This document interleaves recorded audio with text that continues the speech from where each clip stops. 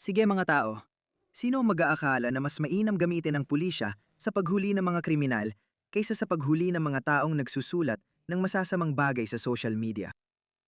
Sa wakas, natuklasan na rin ng UK yan. Tingnan niyo ito. Kailangan ko talagang i-double check kasi akala ko hindi ito totoo. Tinanggal na ang non-crime hate incidents dahil inutusan ng mga pulis na hulihin ang kriminal kaysa imbestigahan ng mga tweet. Kailangan ko itong panuorin. Habang naguguluhan tayo at nagtatanong kung anong nangyayari, seryoso, gaano karaming resources ang nasasayang. Madalas na rin nating nabanggit ang estadistikang ito. Pakinggan mo to. Mas marami pang inaresto ang UK kaysa sa pinagsamang bilang ng Russia, China at Iran sa nakaraang 3 o 4 na taon. Ang UK ang naging sentro ng pag-aresto sa mundo. Oo, papalayain din naman sila. Pero may mga taong tinitiketan dahil lang sa masamang sinabi sa Twitter. Totoong nag-aalala ang mga tao na kung magsalita sila, baka hulihin sila. Nag-aalala ko na baka mangyari rin ito sa Australia. Inasahan ko na rin may kakatok sa pinto ko. Nasabi ko na yan dati.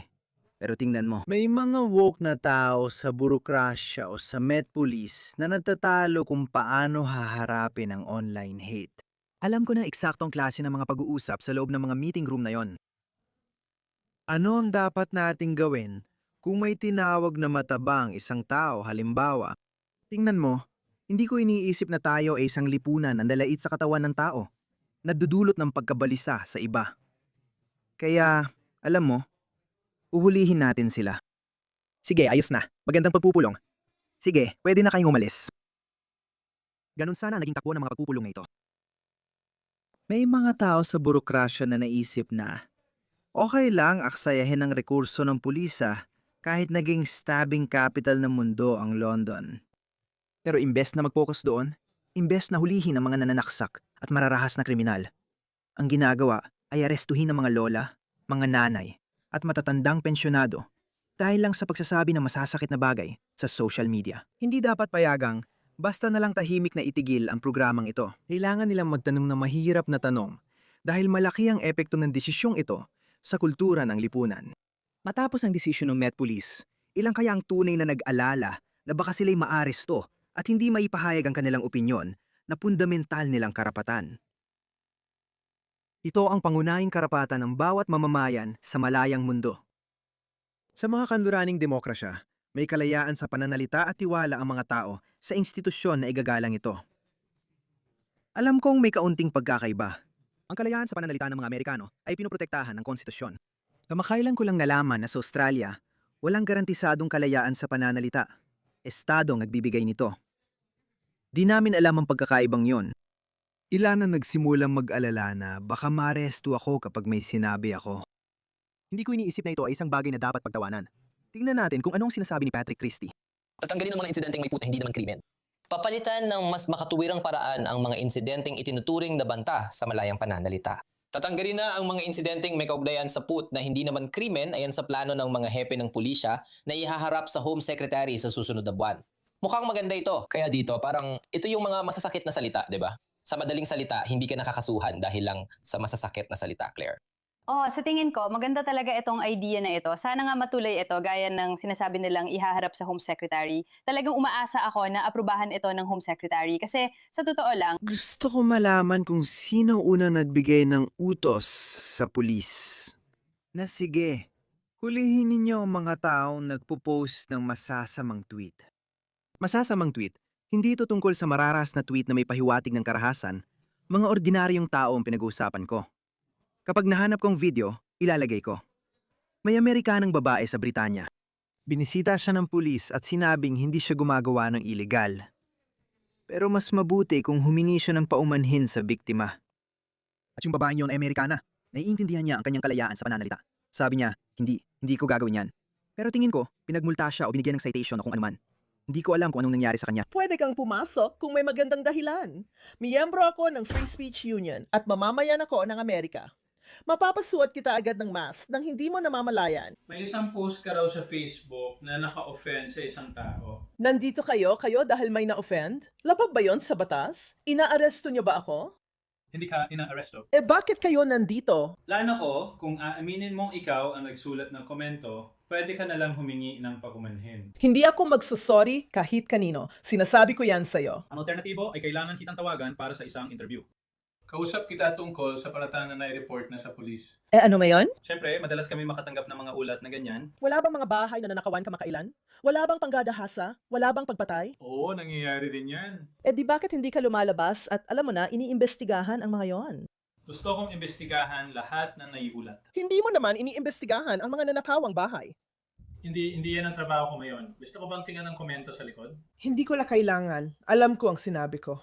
Alam mo ba kung ilan sa kapitbahay natin ang nanakawan? Hindi ko alam. Hindi ko sakop ang lugar na to. Hindi, syempre hindi mo alam. Maliban na lang kung may tweet, siya ka mo lang pinapansin. Eh ano ngayon? Wala naman ako nilabag na batas. Sayang lang oras mo. Pwede ka pang gumawa ng mas mahalagang bagay. Gusto ko sanang dumiretso sa'yo at mag-usap. Hindi. Hindi mo dapat ginagawa to. Isa akong pasyente na may cancer. Kita mo naman, kalbo ako. Alam ko na yon bago pa ako dumating, pero hindi pa rin pwede lumabag sa batas. Kung sumunod ka, wala namang problema. Alam mo, kung lumabag ako sa batas, pwede mo akong husgahan bago pa kumatok sa pintuan ko. Alam ng publiko ang ginagawa nyo. Alam namin kung anong nangyayari sa bansang ito. Bakit hindi nyo gawin yon? Lapitan nyo sila at sabihin nyo humingi sila ng tawad sa akin.